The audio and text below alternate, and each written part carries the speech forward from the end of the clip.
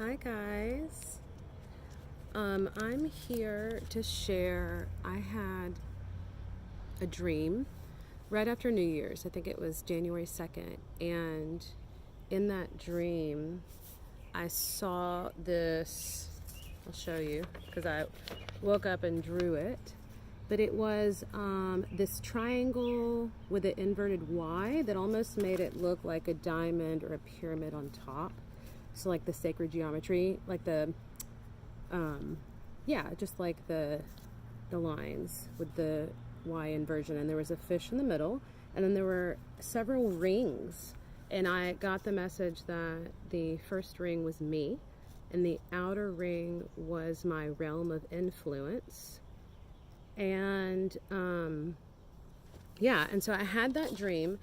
And it was one of those dreams that I knew immediately, like my energy got excited and I was like, wake up, you need to draw this, you need to remember this. And so I did. I ran and got a piece of paper and a pen. And then as I laid there drawing it, I got this huge download of a channeled message that I wrote out. Actually, you can see it in the drawing that I showed you where I kind of went around all the margins to list it because it ended up being larger than I thought it was going to be, the amount of information. And this is the first time I've ever had like this big of a download of information. And so yeah, and then I kind of felt like, writing it on the four corners of this shape kind of represents the four cosmic directions, and just that it worked out that I did it that way. And then to wrap my brain around it, because my handwriting and it's kind of jumbled, I had to kind of read it and think it through.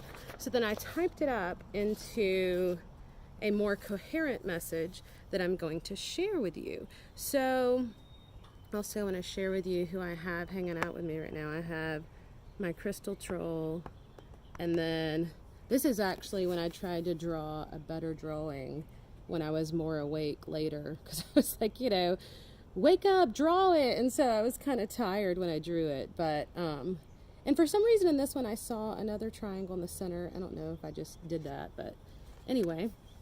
And then I have my crystal, and I have my incense, and I have my plants. You can see the plants there. Okay, back to the message. So the message that I got was about the 25 cycles of release. Okay, the 25 cycles, trying to get it to focus on that, of release. And many of them, they all connect with your chakras, but if I don't explicitly say which chakra, then it means it's just the entire chakra system, okay, and having an open channel from the root chakra all the way through the crown. Okay, so 25 cycles of release. So I'm just going to read aloud all 25 of them so you can hear the list, and then I'm going to go back and talk about and kind of define. So keep in mind when I list the 25 things, these are all the things you want to release. So it's the negative aspects, the shadow work that you want to release. And then I'll go in when I talk about the messages within each one after that about the individual messages of each of those, and what the flip side, what the positive action is to go with the 25 cycles. Okay, so number 1, ego. Number 2, cords. Number 3, tension. Number 4, trauma. Number 5, anger. Number 6, anxiety. Number 7, time.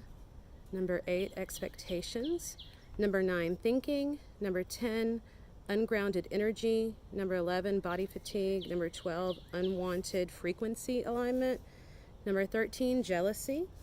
Number 14, diet. Number 15, stubborn resistance. Number 16, doubt. Number 17, DNA and negative ancestral patterns. Number 18, stories. Number 19, dehydration. Number 20, adulthood. Number 21, reasoning or pragmatic thinking. Number 22, apologetic tendencies. Number 23, clutter. Number 24, individualism. And number 25, fear is the big one. Okay, so I'm going to go back through them and kind of talk about Parts of what I'm going to share is actual channeled information that I got at the same time that I got the list. And then some of it is me going back and intuitively checking in with the feeling that I got from that channeled message and giving more information about it if I felt like it needed more information. But all of the chakras that are connected to it, that was channeled, and the majority of it was channeled. And I kind of feel like all of it was channeled, because even if I was more co-creative and intuitive in the connecting with it, it's still part of the message. Okay, so 25 cycles of release, all about how to live in more alignment and joy to live your, best life yet. So, number 1, release ego. So relinquishing control and surrendering to the flow. And to do that, you have to just allow, like, every moment that comes by, and know that, if it's something that's inconvenience or seems tedious or doesn't feel good, still realize that pain informs us, right? So the ego is always trying to get your attention, and instead of ignoring it or going straight into it, just surrender and allow the moments to unfold as they are. And you can kind of, sometimes even imagine yourself outside yourself, imagining it. And just allow whatever happens, and know that whatever is there is what's supposed to be there. And whatever lesson you're learning is a lesson you need to learn, It's hard. That's like one of the biggest works we have to do when we come here on earth, I think. Okay, number 2, releasing cords. So in cord work, when we have relationships with other people, whether they're romantic relationships or parental relationships, sibling relationships, friendships, all of these close relationships have cords that connect us emotionally and energetically, that person, even if we aren't benefiting from that cord connection anymore. And then sometimes there's work still left to do, even with people you have cords with that are gone. Like my mom, for instance, even if she passed away, I still had a cord there, and I had to really think and sit and deal with some of the things I was going through and processing my grief of her loss, and decide before I release the cords if our work was done together, my spiritual work with my relationship with her. And so I don't believe in the cutting of cords, because just like you cut a weed, it grows back even stronger. I believe more in intuitively connecting with your cords and seeing what they feel like. Some of them may have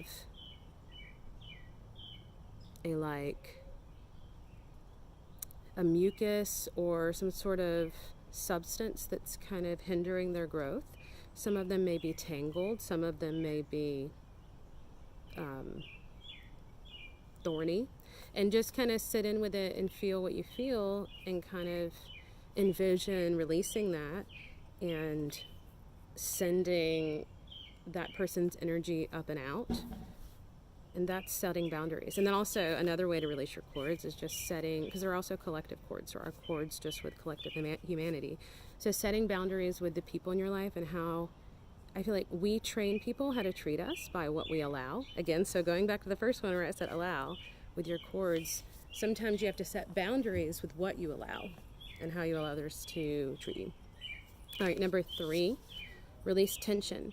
So without even realizing it, we hold so much tension on our body just through our day-to-day experience. And, every time you respond emotionally or energetically to something, your body is holding a record of that emotion or that response.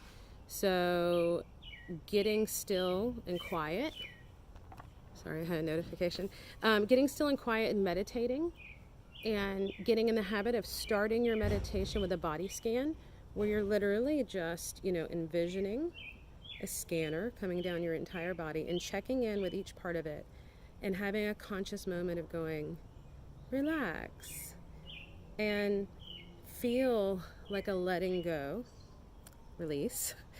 There's a theme here. So get still and quiet and meditate. And when you're still and quiet, when you're meditating, it's not a escapism experience. It's really being present in the moment and feeling every part of your body and sending love and just letting go to the areas of tension and tightness, and that will help release and open you up there. All right, number 4, trauma. So kind of goes similar to the previous one, but when we have experiences that are traumatic throughout our life, I believe that we hold on to those in our body, in our cells. And so even when we think, in our mind and our spirit that we've dealt with a trauma and moved on from it, sometimes there's something still there that you don't even think about. And so checking in with your body, there's a process you can look up called emotion code, or depending on how intuitive you are, you can just check in with yourself and feel into it and feel where you have certain traumas and ask for your guides to come in and help you with this. And when you locate a place where you feel some sort of tension, see what memory pops up. And you can even use muscle testing or pendulum testing to go through and figure out what part, what age you were at and what specific part of the body you were in, and then you can release that. And with that, once you call your guides in, it's good to ask them to help you transmute that energy. And when I do BQH with clients, I always even ask my guides, tell me where in my body you're doing this healing work and explain to me what you're doing, and I'll usually have a vision of it happening. So I had a client who was having a heart chakra healing, and she felt, and we both felt, because we discussed it afterwards, this green energy and almost like this pentacle of cords that was keeping her locked into like a closed heart. And we saw this healing happen where they were beaming, her guides were beaming, this beautiful, I'm holding it here at my throat, but I realize, heart down here, green light that was, and then we kind of saw an untangling of the cords that were wrapped around like those pentacles. Like the art where people nail to a board and they wrap the thread? It was like that, but on her heart chakra.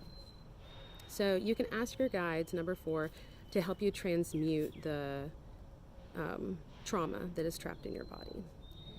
And so I haven't mentioned chakras for the first 3 because the ego, cords, and tension, the first 3 are connected with all your chakras, but trauma, this is one of the first ones that's specifically connected with your crown chakra. So you can have all your other chakras open, but if your crown chakra is closed, you're not opening to that healing energy of the sun, the pure light source, and you're not opening up to, your guides coming in and helping you. All right, number 5, anger. Release anger. Forgive and lead with love and compassion. So when we feel feelings of anger, I'm not saying that you should feel guilty that you feel them, but you should recognize them and have a level of awareness where you can say, where is this coming from? And you can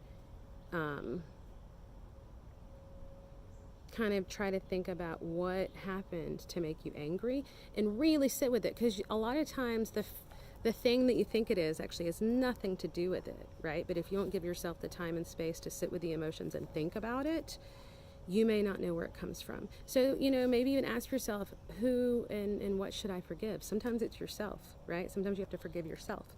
But forgive and lead with love and compassion. So I feel like this has helped me a lot in my relationship with my husband, because there's a lot of times where little things that kind of annoy me, not that much, like become this source of me being angry at him for really no reason. And when I look back at it, it's not even angry at him.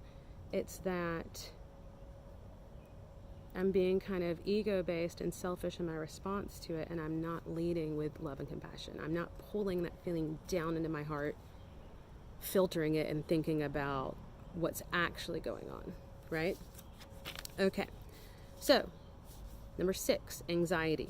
Kind of goes with the previous one, but with that one, it's not just the work of forgiving and living with love and compassion, but with anxiety, and this can help with anger too, actually, can help with everything, but movement. So getting your body moving And this helps with number 4 too, releasing trauma.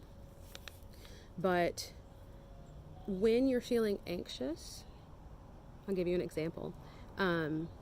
If any of you have ever experienced restless legs, and it seems to always happen when you're trying to fall asleep, it's a very anxious kind of feeling. But anytime you're feeling anxiety, sometimes you have some trapped trauma that you've already tried to release, but it's still kind of hanging on, and you just need to move around to let it go. So whether it's yoga or just dancing or any form of movement that you feel connected to helps release anxiety. And that's connected with the sacral chakra, solar plexus chakra, and the root chakra. So the 3, the base and the next 2, so the bottom 3. All right, number 7, release time. Take time to express your personal vision through creative actions in order to release time's hold on your perceptions of reality, if that makes sense. So to release, time is an illusion, so just to release it.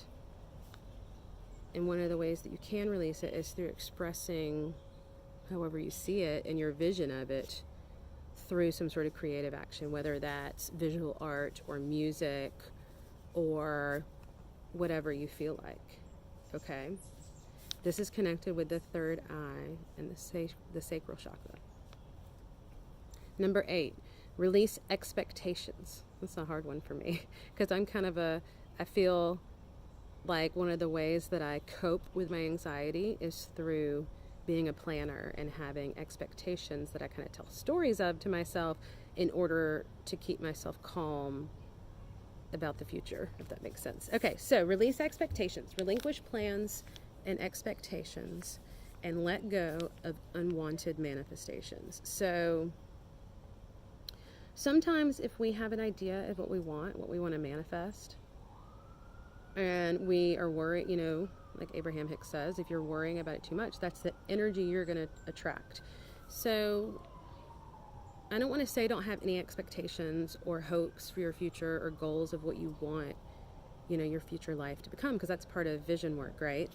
But have kind of a loose feeling of what it feels like and try to release all of these specific details of how it has to manifest, because there's 2 things that you're doing with that. One is that worry energy is manifesting things that you don't want in your experience.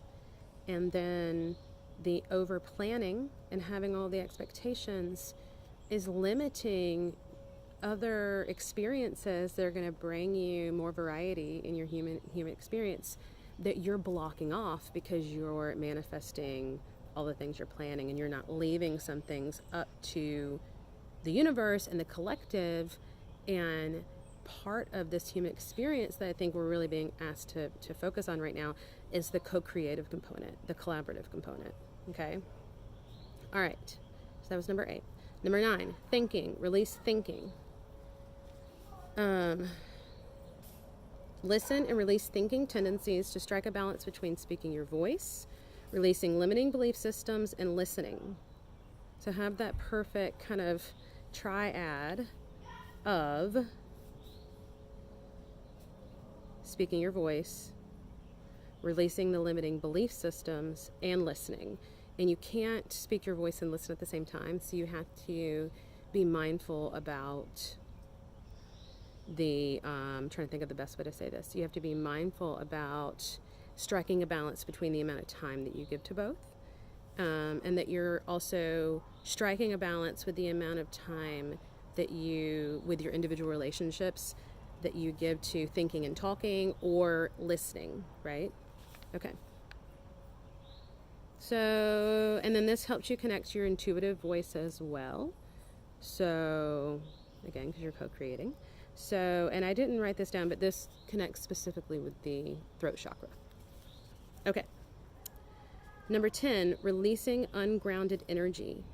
So, connecting with nature is really important. So, if you spend the majority of your time in your work and home life inside and you don't connect with outside enough, that can affect you on a physical level, an emotional level, like all levels, you know, because we're part of this earth and we have to connect to it in a real way. So the way to release ungrounded energy is to connect with nature, to ground your energy in the material realm. This releases junk that accumulates in your root and base chakra. And then it connects with your root chakra, obviously. But so that's kind of like I was saying before, I think when I was talking about trauma, that when you have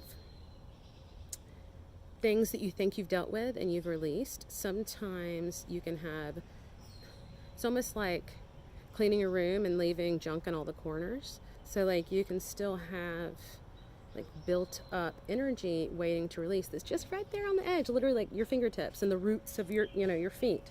And so making sure, you know, imagine your feet hitting the earth and like connecting, making sure you're grounding. And like there's a physical grounding that takes place. You can watch, there's documentaries about it, about, you know, your skin touching the earth and the healing frequency that you get from that experience. And so when you go out in nature, don't just go out and leave your shoes on. Like take them off sometimes and touch the earth. And, you know, when you're sitting down, touch the earth. And that's going to connect with later, kind of like that inner child energy. Okay, so that was number 10, ungrounded energy, root chakra. Number 11, body fatigue. So releasing your body fatigue, and another way to say it is your social programming. So our day-to-day experience and our routines that we build and our habits are, you know, the daily grind and the things that we turn into habits, and the social programming that we listen to, even if we're not realizing we're listening to it, it's always there. You know, it's all around. Media. And all of that social programming turns into, if you don't get enough sleep, it turns into that restless leg and that anxiety that I was talking about. And that's another reason why so much of physical health and mental health is rest, right? Slowing down. And that's something I have to work on a lot myself. So make sure you get enough deep sleep to release social programming. Deep sleep is also important in order to do healing work in the spiritual realms. And I receive a lot of messages from my dreams. That's my dream work, you know. So if you're not getting deep enough sleep, you may not be having dreams, or you may be so groggy in the morning that you don't remember your dreams. You know how like frustrating that feeling is when you have a dream and you're like, oh, that was a good one, and you try to hold on to it and it's gone. So get deep sleep. All right, number 12, release unwanted frequency alignment. So this one connects back with expectations I was talking about earlier. So the way to realign, or after you release, to help with this, is journaling and writing. So words are really powerful, and sometimes language forces us to put into words things that just knocking around in our heads, we haven't really gathered a full understanding of ourselves. And I know you know what I mean. Like, it's like if you write a letter to somebody or you have to explain something to somebody, not only did they gain a better understanding of what you're referencing, but also you gain a new level of understanding because you've had to describe it in terms that somebody else can understand. So journaling and writing is very powerful in doing that, because it forces you to think about it think about your desires through the filter of language and through the confines of language. And so the more specific you try to get, you have to be very intentional about your language. So journaling and writing, positive affirmations, detailed goals, and then sometimes just like free thought association writing or automatic writing is important to align your personal frequency with what you want to manifest. And I also feel like it's really important with connecting you to your spirits and guides too, especially the free thought association one. So journal work is really important. Number 13, release jealousy. So to unblock your heart, you may have a heart wall, or just like I explained earlier, like, you know, we go throughout life as we're born, and we figure out this experience learning what types of bubbles and protections to put around us. And sometimes we unintentionally block off our heart or some of our other chakras so much that we're not receiving energy there. So, okay, so back to what I was talking about. Sorry, jealousy. So to unblock heart and live with more compassion is important to focus on intentional compassion. So what I'm calling intentional compassion is like, you know, it's easy to love all the people you already love, right? But what about the people that think differently than you, or that have hurt you, or, you know, are violent? You know, how do you kind of have intentional compassion for them? So this can be healed and worked on through your own process, through doing loving kindness meditation. So doing a loving kindness meditation, and you can look up different versions of this online. Look up Sharon Saltzman. She's like, you know, the godmother of loving compassion meditation. But doing a loving kindness meditation where you go through and you send yourself compassion first, and then you send it to somebody else that you love, and then you think about somebody that you have had tough experiences with, right? That your interactions, your relationship has been hard, and you send them loving kindness. Okay, so it's that intentional compassion, and this heals your heart chakra. It heals your love for yourself, right? To love somebody else's shadows, you gotta love somebody else. It's like RuPaul says, if you can't love yourself, how the hell are you gonna love somebody else, right? Okay, so jealousy. So another way besides loving kindness meditation to connect with this is by releasing jealousy, right? It's releasing jealousy. So celebrate the successes and the joys of others around you, and really others around you. So those people that you're jealous of, that have been successful in things that you have dreams of. It's easy for the ego to come in and be like, man, I wish I had that, you know? And the trick is that society and the social programming has taught us that there's a scarcity of resources, right? And that's just a lie. So you can be successful, and so can they.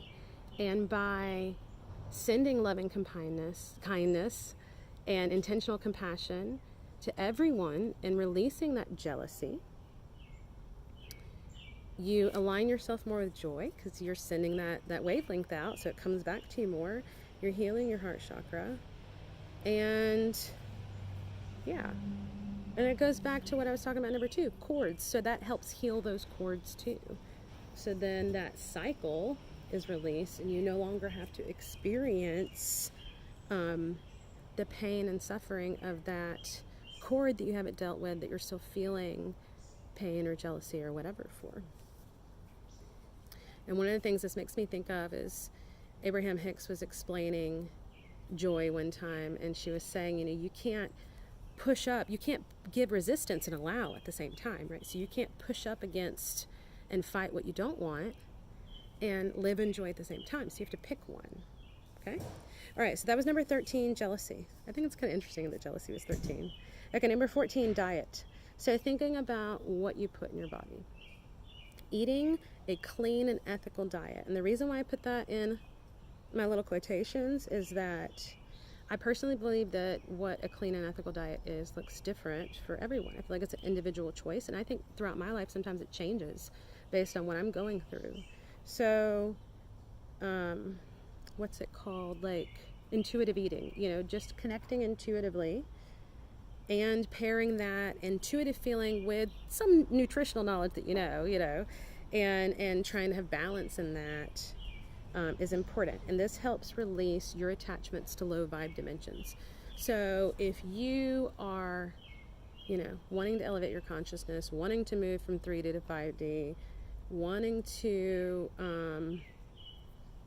open the portals to higher realms and just a better experience, then think about how the material realm of things is tied to some of the things we put in our body. If it makes you feel weighted in the gravity of the, you know, material earth, then you're not being open. And it's kind of like that same thing that I was saying about traumas and things that can collect in your body and affect your physical experience. I think in the same way, some of the foods that you eat can, you know, mess with your tummy and your digestive system and make you feel like maybe it's not the best for you. And that goes back to anxiety, right? So your diet is connected. See, all a loop, right? Diet and anxiety definitely connected. I saw a thing the other day. It was like a meme on Facebook, and it was like, you know, when kids say my tummy hurts, it means, you know, I'm having anxiety, but they don't have the language of how to communicate that. And I totally resonate with that. Not just with kids, but as a human. Okay, so number 14 was diet. Number 15, release stubborn resistance. Allow more in your life to release unnecessary suffering. So allow and surrender more to release unnecessary suffering. So I talked about that earlier when I was talking about number 1, ego. So it goes together. Try to live with the least amount of resistance. So sometimes when you have a resistance to somebody, or something, whoops, that was like a Freudian slip or whatever, but sometimes you have a resistance to somebody or something, and you really think about it. Sometimes you may not have a resistance to what's being offered by the universe, by that person, by that opportunity, by that lack of opportunity. And your social programming and the anxiety or the routine makes you think that you don't want it, when maybe it's just a stubborn resistance. So really just allowing, still having the boundaries we talked about, but allowing for a minute and really sitting with it before you decide. Don't let routine decide for you. Okay, let's see. Number 16, doubt. So to release doubt, to release old limiting patterns and connect more with your intuition and higher self, it is important to trust in both yourself and the goodness of others. So what's the opposite of doubt? Trust. So trust yourself, trust your intuition, trust, you know, others too. Trust that the goodness in others, and they will present that to you more, because that is the, you know, frequency that you're putting out and the wavelength you're attracting back. So number 16, release doubt. Number 17, release your DNA and negative ancestral patterns. So to do this, I have a few ways that I've done it, but I feel like that this is just my personal experience, and I feel like, you know, part of the main reasons we come here in these bodies on this planet as a human, some of the main work we come here to do is to evolve. Release the negative ancestral patterns, release the DNA, so that, you know, next time, and even if you don't have children, you connect to it through the collective experience, right? So to release old limiting patterns and connect with your intuition and higher self, it is important that you trust in both yourself and the goodness of others. Oh, I just read doubt again. Sorry, I got sidetracked. Okay, sorry, we were talking about DNA. Okay, so again, I'm about to tell you ways that I've experienced releasing, you know, my ancestral patterns and leveling up my DNA. But I feel like there are a lot more out there that you should personally look up and, you know, curate your own path individually. So, you can do DNA healing meditations. So I got a channeled message, one of my first channeled messages, like a year and a half ago, that was all about building this copper pyramid and meditating under it. And I did it. And one of the first things that I got that was another channeled message was the name of a woman. I'm trying to think of her name right now. Was it Rosalind Franklin? Something like that.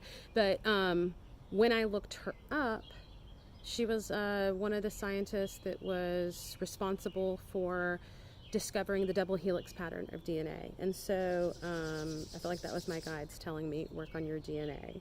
And another way I've done it is just doing healing vibrational meditation and listening to those tones and envisioning, almost coming out of my crown chakra, a ladder of double helix where, just like I was describing before, trying to sit in and visualize it and see an area, like your body scan, where that is damaged and needs healing, and envision a red, pure photonic light healing that space, and then afterwards saying that it changes either into an electric blue or a pure white or a braided blue and white light to show that it's healed. I've even envisioned like myself climbing the DNA after that, as if I'm, exploring further higher up realms. Certain music and musicians can offer DNA healing. It's really interesting. The day, oh, and I forgot to mention, you can have a spiritual healer do a DNA activation for you, which I had done. And the day I had it done, I went to a concert that a friend had invited me to for a band that I'd never heard of. And she's a fellow Pisces, and it was a birthday gift to me. And it was so perfect because it was the day of my DNA activation that I won on a raffle. And I went, and the musicians were Nako and Medicine for the People. I feel like I got even more like DNA healing and ancestral healing through that experience. I'd never heard of them, love them now. And then there was another guy there that was like kind of a very surreal moment, because my husband and I had watched this kid. He was like 13, and he was like a indigenous activist that was involved in like plans like the Green Deal and environmental activism. And I think I may mess up the pronunciation, but I think it's Shuteskat is how you pronounce it. I think it's like his like Aztec or Mayan name. I can't remember which one. But anyway, he's a young rapper whose music is just about beautiful human experiences. I feel like I got DNA healing from him too, so that was really interesting. All right. All right, let me see. I have on the next page the rest of the information about DNA, so let me make sure I said everything. Yeah, I explained the pure photonic light, the ladder. Okay, so number 18, releasing stories. To heal the collective cords of humanity is important for us to both tell our personal stories of both failures and triumphs, failures, fruitful, as well as listen openly to the stories of others. So connecting with others is very important. So I feel like, to release stories and limiting belief systems, we have to sometimes hear them validated through other stories and recognize in others' stories. And that balance of that throat chakra and, listening and speaking. Yeah, and that one connects with throat chakra too. Okay, number 19, release dehydration. I shall take a sip of my liquid as I say that. All right, drink more water. We are made of majority water, right? So this can help cleanse and repair your auric layers and your chakras. And any kind of water works. So I use water when I'm in the shower. I use my detachable shower head, and I go through all of my chakras, and I say to myself positive affirmations, just like I mentioned in the journaling, positive affirmations that connect with each of the chakras, and I envision healing. So drinking water, and then like drinking spiritual water too, through your spiritual water work, if that makes sense. Spending time in water. So don't be spiritually dehydrated, don't be physically dehydrated, be mentally dehydrated. And so making sure you stay hydrated helps cleanse and repair your auric layers and your chakras. Number 20, release adulthood. So that's part of why I brought my little crystal troll out here, because he reminds me to activate and connect with my inner child. Okay, so if you have abundance blocks, you probably have too much adulthood in your life. So you need to activate that inner child. And that can be anything that makes you feel childlike, right? And again, that's individual and personal. It's funny, like right as I said that, my neighbor's kids came outside to play. Okay, number 21, release reasoning and pragmatic thinking. So I mentioned social programming earlier.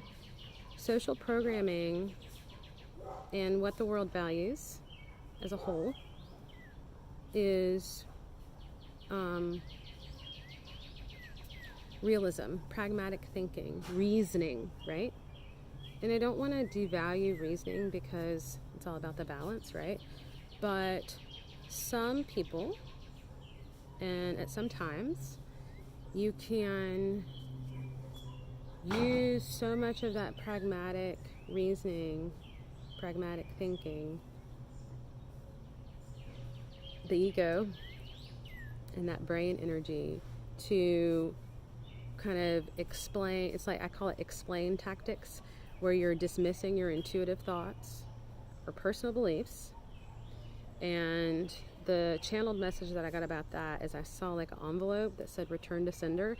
And it's like when you only make decisions and only align with pragmatic thinking, and you don't also, it's like head and heart, right? Through my BQH that I do, part of the process that we do with BQH is we do a heart and mind coherence, where you bring your heart and your mind into coherence. So again, I'm not trying to say you shouldn't, make decisions of your life. Like if you get sick and, you get danger vibes, go to the doctor. I'm not trying to say reasoning is bad, but having that balance where your head and your heart are together in your decision making. So the return to sender thing I was talking about, it's like if you have miracles and gifts that are supposed to be coming to you and you explain things away, it's like you're stamping return to sender and not even opening the envelopes of abundance and of, miracles. Okay, that was number 21. Number 22, we have a few more. 22, release apologetic tendencies. So, stop saying sorry. So, and again, there's a time for an apology, but so much of social programming and what we're trained as children that becomes pattern in adulthood is to make decisions based on guilt or shame and say sorry for things that you have no role in, and then that sends that apologetic kind of sad energy out, and again, that's what you're attracting back. So stop saying sorry when not necessary. This keeps you reliving the past and repeating past traumas and suffering instead of staying connected to the present. All right, and I'm almost done. I tell you what, I'm going to pause and I'm going to go inside and finish it up. See you in a minute. Hi guys, I'm back. Okay, so my neighbor started mowing the grass and I couldn't hear myself think, so I figured you guys couldn't hear me, so I moved inside. Okay, so I'm almost done listing all 25 cycles of release though. So I think I left off on apologetic tendencies, which was number 22. And so the next one was clutter, which is kind of funny because they were cutting the grass, so that energy works. So it's important to declutter and purge your possessions. So, and I love, people make fun of Marie Kondo, the KonMari process, but I love her process, especially the main point of it. That's like, sit with your belongings and your material possessions and see if they bring joy to you, and if they don't, release them, let them go.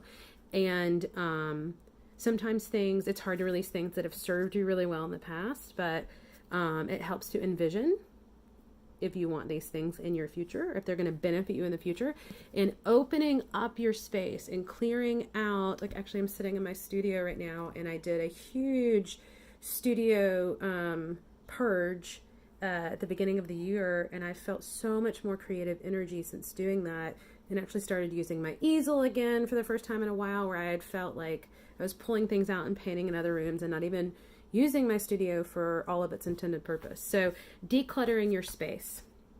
And this unclogs stagnant energy and creates more healing flow of energy in the space. And part of decluttering your space is also that not just the physical decluttering, but the spiritual decluttering. So like I have my sage here. So, like saging your spaces too. Yeah. And even just rearranging is decluttering, because you're moving that energy, and you're kind of urging along and nudging the stagnant energy to pick up the flow again, right? So that declutter. All right, and then number 24 is releasing individualism. So one of the ways that I do this, I mentioned earlier, let's see, I mentioned like my detachable shower head and doing my positive affirmations, and then I mentioned positive affirmations and journaling and writing. And one of the ways that I release individualism, which is number 24, and see all beings as equal, is that one of the main positive affirmations I say to release in my heart chakra is I love myself unconditionally and connect with all other beings and love them as well unconditionally, because I recognize all of us as different expressions of source, right? And I love that diversity and I love that variety. And so releasing your individualism, co-creating with others more, connecting with others more, like I mentioned, like the telling of stories earlier, it heals the collective ego. So part of, the mass shootings and the divide, just the political energy and the all of the divide is not, focusing on the ego and the individualism more than you do the whole. It's like the whole, if the plane is, crashing, you put on your own mask before you help others. So yes, you have to love yourself, but you also have to see all other beings as equal and love them too, and make sure that within loving yourself, that individualism doesn't become that one-sided ego. All right, and then number 25 is fear. And so that's the big one I mentioned earlier. So in releasing fear, it is beneficial to envision your own death as a peaceful letting go. And so, I mean, that wasn't, all part of the channeled message. And I've had dreams where I've envisioned a peaceful letting go. Now, I've also had dreams where I've had very, scary things that were in, a death dream, and I would wake up in fear. But I'm talking about, the peaceful letting go, okay? So, and you can do this through meditation, too. And again, it's that allowing, just allowing, not saying that you're looking forward to death or feeling, morbid energy. It's not like that at all. It's envisioning the peaceful surrendering and letting go. And that helps you release fear. All right. Well, thank you for listening. There's one other thing I wanted to share. So if you have been listening the entire time, you have a surprise. So I printed this out and I forgot to show it to you earlier, but remember my drawing that I started talking about in the beginning? Sorry, there you go. In the beginning of the video. Okay, so you've got the triangle and you've got the Y, and then the circles. Okay, so I just thought this was interesting, but very soon after I had the dream where I drew this, I was watching the show Project Blue Book, which is basically supposedly based on actual alien sightings and abduction encounter, alien encounter stories. And Project Blue Book is supposed to be the government record that has all the information. So, and the guy that plays, I think it's the guy that plays Littlefinger in Game of Thrones, but he plays this guy, the scientist called Dr. Hynek. And so there's a picture, but look how he's got a little, journalist clipboard notepad in his hand. Well, in this episode, again, this is maybe a month after I drew this and saw this in my dream. I saw this on the TV show and I was like, oh my God. I was pause. I told John, I was pause the video. I have to go show you something. And I showed him the drawing that I did. But so on the Dr. Hynek's thing is this drawing, which just reminded me, I know it's not exactly the same, but it's similar. And in the episode, it was all about a signal from aliens. So I was like, oh, that's kind of interesting. So anyway, I just wanted to share that. Also, I hope this information helps you and that you benefit from it in some way. If anything resonates with you, I always like hearing. And if you want to connect, I'll put my email in the comments, and I'm also going to type up all 25 of the Cycles of Release in the comments. Yeah, Have a beautiful, beautiful day.